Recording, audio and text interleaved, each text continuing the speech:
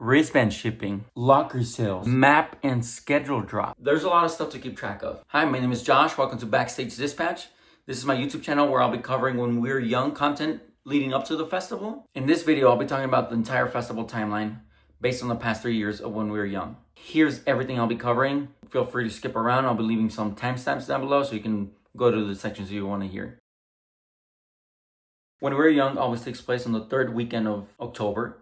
With the exception of 2022, you'll notice there is an extra date that was on the following Saturday. The last Warped Tour was in 2018. There was so much hype, which makes sense why there was 3 dates.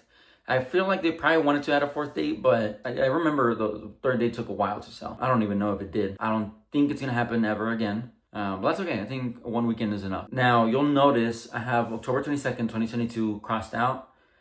If you don't know already, that day was canceled due to high wind. And, I think it was the right call. At first, people were complaining there's no wind, but later on, the wind was really, really bad.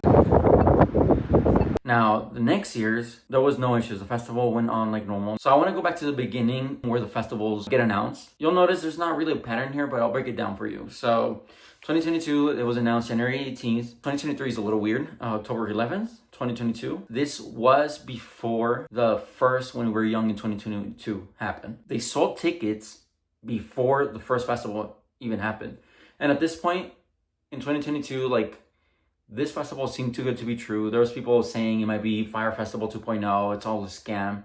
And the fact that they sold tickets for the next year before the first festival even happened was a little bit alarming. But now we know it's because Blink-182 announced their reunion back with Tom DeLonge. I feel like the festival felt the need to announce to capitalize on the hype, which I get it. But it just sucked.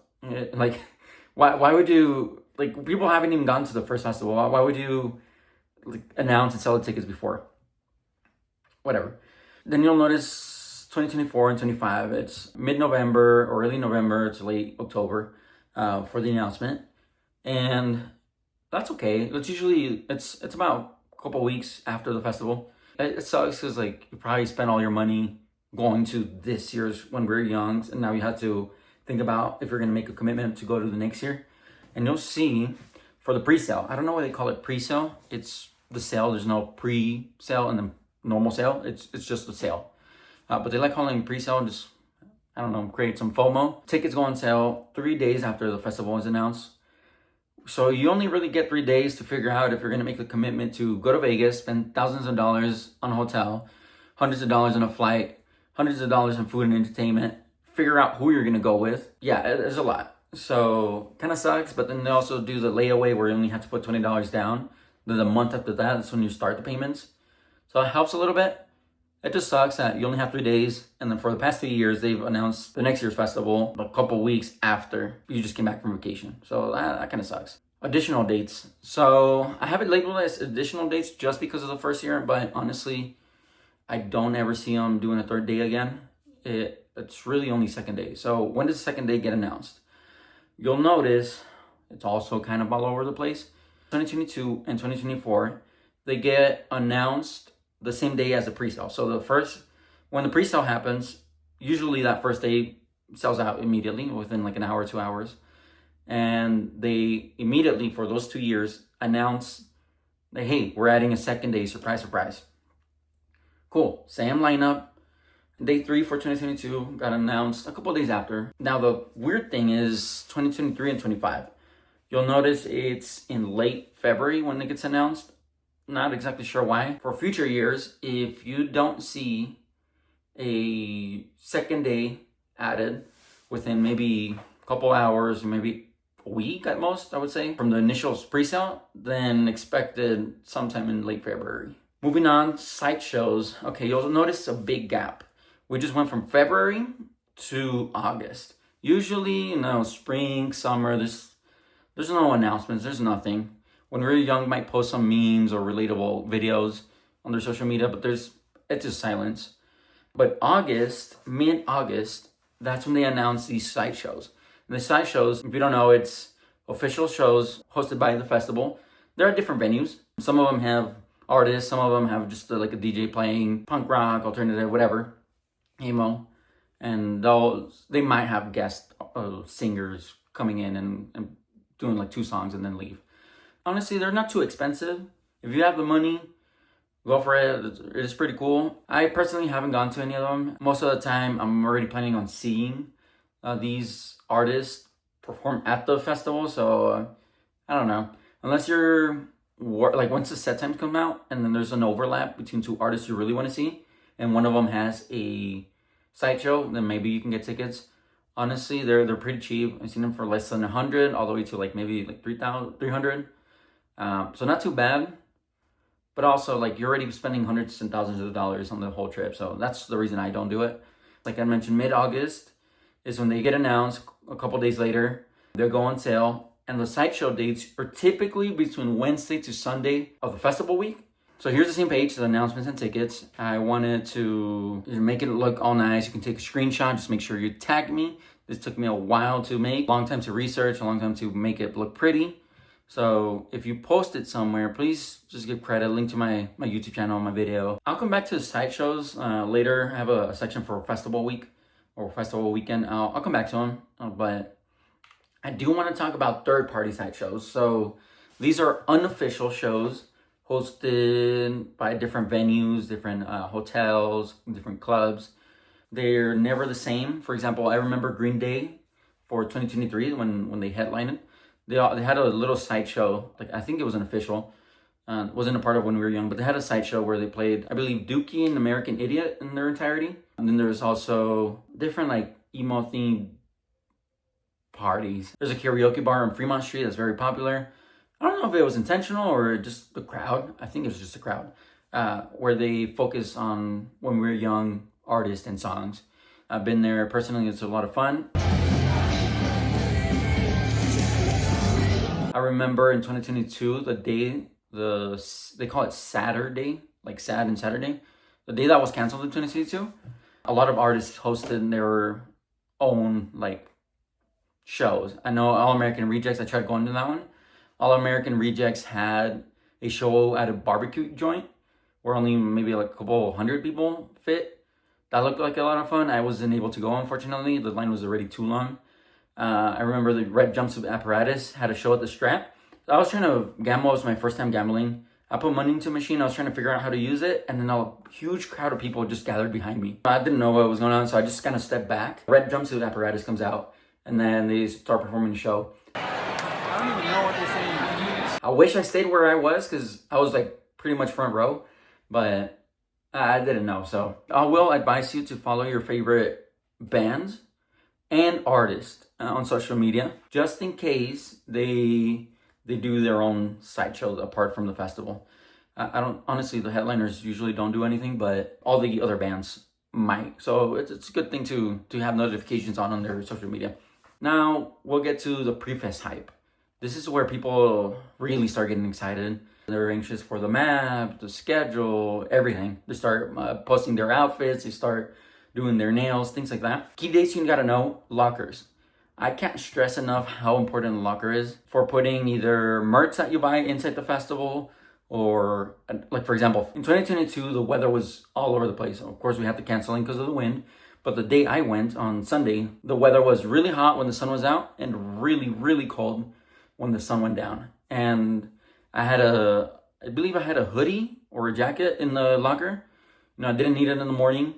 But as soon as it turned dark, I went and get it. I was all cozy. So I recommend getting the locker. You never know what you need it for. But you'll notice I have an asterisk for 2022.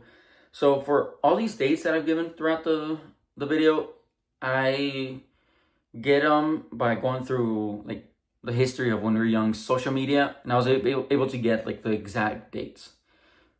I could not find anything for the lockers in 2022 officially. I was able to see on Facebook someone posting about the lockers being on sale on September 23rd. That's why I have a little asterisk on there. Take it with a grain of salt, but it's usually, around like late September, early October. Now for 2023 and 24, October 10th and 9th, that is when When We Were Young officially posted that you can buy lockers. But I remember, I think both years or maybe just one of them, I would go into When We Were Young's website, read through the FAQs, see if anything changed. And I remember finding the link to buy the lockers. And this was before they even announced it. So I bought my lockers And then maybe a week or a couple days later, they officially announce on their social media, hey, you can buy lockers now. So keep an eye out. Late September, early October on their website. They might have a link before they even announce it. I can't stress enough how important lockers are. Festival map. Now, it's not really important. Kind of get the idea once you're there. I usually, once I show up to the festival, I do like a big circle around to kind of get to know the environment. It's been the same the past 3 years, so nothing's changed. Nothing crazy, like crazy information is going to be revealed in the map. But this is where a lot of people start complaining about either VIP being too small or VIP being too big. And I don't think there's any way they can do it where someone won't be upset. So yeah, it is what it is. The festival map will be announced sometime early to mid-October. Set times, same thing about mid-October. Now this is where it gets really exciting. This is where you're gonna see a lot of complaints from people saying like, oh, this band is playing at the same time as this band, like it sucks, whatever. It's gonna happen. There's usually about 4 stages, 4 or 5. There's many bands. They're gonna play, on top of each other. And then this is also when people start buying second, like resale tickets. I'll talk about that in a little bit. Just keep that in mind. Set times will be probably about a week or 2 from the festival. Lineup changes. Now this is a little bit, this is a big topic. So, or at least it was for last year. In 2022, nothing major. Landon Barker, Travis Barker's son, was added to the festival. In 2023, based on my research and what I could remember, there was no lineup changes. If there was one, please put it in the comments. I'll pin it. I'll figure out how to do that. In 2024, when the festival was announced, there was no band that had a lead female singer. They added a couple female lead bands. A couple days or a couple weeks after the initial lineup was announced. And then 2024, the All-American Rejects dropped. And they're one of my favorite bands. And I was very upset.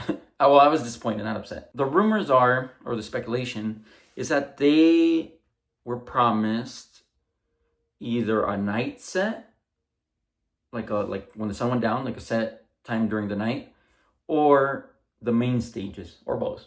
And they didn't get that.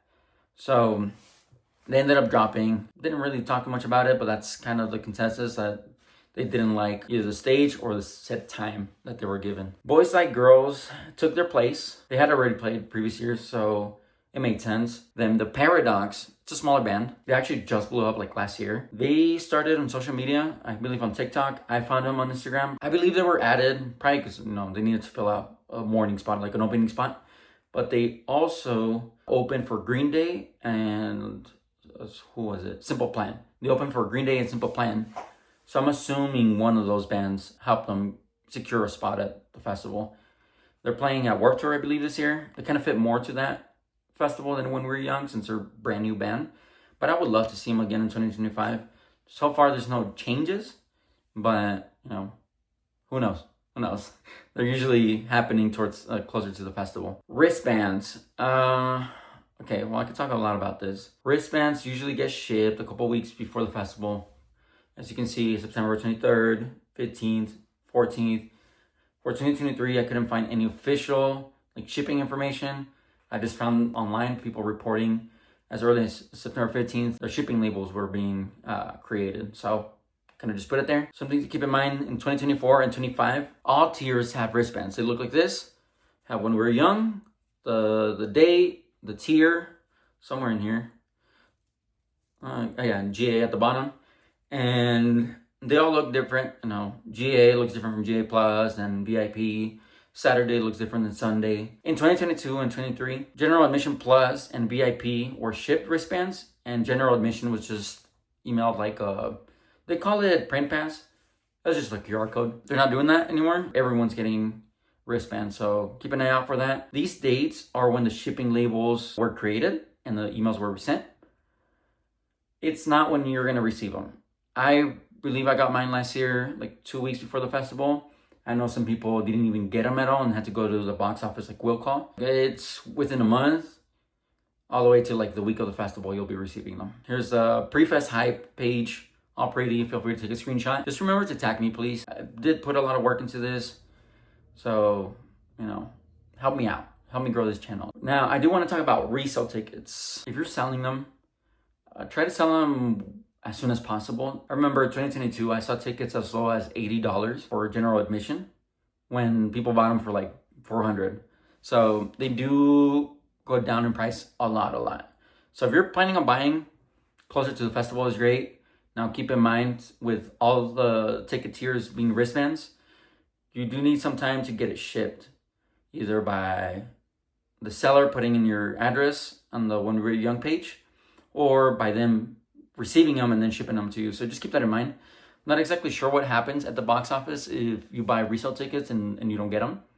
You know, that's on you. There's even people buying them at the main entrance of the festival, like right before the festival opens. I've seen people sell them or buy them right at the front of the festival, like for cash. Now, festival weekend, or festival week really. The Sideshows, I already talked about them earlier.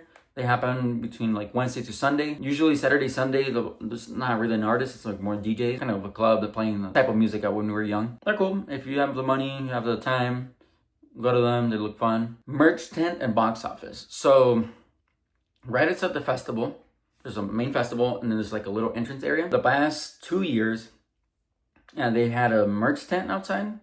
And in the past 3 years, they've had like a box office, like will call if you need tickets. Not to purchase, but like if you didn't get your wristband or whatever it may be. Something to keep in mind, inside the festival, every year, there's 2 festival merch tents. There's one in like general admission, anyone can go. Usually the lines take, 1 to 2 hours. There's a shorter line in the VIP area, same merch. I would recommend to buy it outside the fest. Now the first year, it was only inside and that's it. Like, that sucked. I remember spending like about an hour there. For 23 and 24, they had a tent outside that opened, as you can see, 11 a.m., 10 a.m. on Friday, or 8 a.m. Saturday, Sunday. And I would recommend to just do it on Friday if you can. If not, at least try to do it before the festival opens. And then 2022, they had an online store. That's the only year they've had it. The shipping was all the way to December. The online store was about a week or 2 after the festival. But yeah, shipping was long. I think they did that because they canceled a Saturday show on the October 22nd. So I'm assuming they had a lot of merch left over. I wouldn't expect them to do the same thing this year or, in the future. Again, here's a really pretty page that you can screenshot. Just make sure you tag me if you do share it somewhere or link my video. That would be great. Lastly, I want to talk about post-festival sickness and emo blues. Emo blues is just a nice way of saying post-festival depression. There's plenty of posts online saying they got COVID, they got the flu, they got strep right after the festival. Sucks. You will get sick. There's about like 60 to 80,000 people attending this festival. You will get sick. It is what it is. Just stay hydrated, take your vitamins, whatever you need. Emo blues or post-festival depression. Look, Vegas is a very, very busy city. It's a party city after all. There's a lot of lights shining at you. There's a lot of sounds. There's, the festival, 13-hour festival. You're going to be exhausted. I would recommend go to the pool, get a massage, drink your water, drink your vitamins. Coming back from vacation, you do feel like a little bit down just because, you've been looking forward to this for a year. It's all behind you now. You were just exposed to a crazy environment. So it is normal for you to crash a little bit. And that's okay. And with that being said, that is the entire video. Thank you for watching. It took me a lot of time to make this, so I would appreciate it if you like, comment, shared, all the usual. And well, yeah, thanks for watching. Hopefully I caught you in a week. I'll try to upload every week. I don't know if I'll be able to, but that's my goal. This has been Josh from Backstage Dispatch. All right, bye.